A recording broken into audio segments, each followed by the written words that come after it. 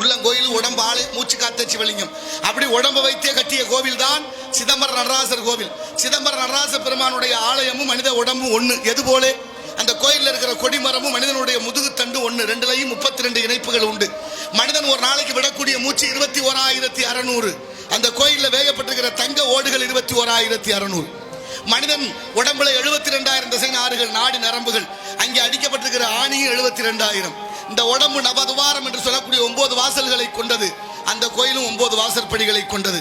சாமி இருக்கும் இடம் கருவறை, உடம்புல இதயம் இருக்கிற இடம் கருவறை. எல்லா ஊர்லயும் எல்லா கோயிலும் கதவு திறந்தா சாமி கண்ணுக்கு தெரியும்.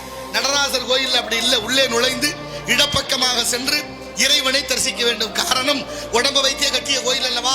இந்த உடம்பு 2 கூறு, ஒன்னு வடக்கூறு ஒன்னு இடக்கூறு. இடப்பக்கம் தான் இதயம் இருக்கு. இதயம் இருக்கிற இடத்தில் தான் இறைவன் இருக்க வேண்டும் என்று எண்ணி அறிவியல் வளராத காலத்திலே கட்டப்பட்ட கோவில் சிதம்பர நடராச பெருமானுடைய ஆலயம்.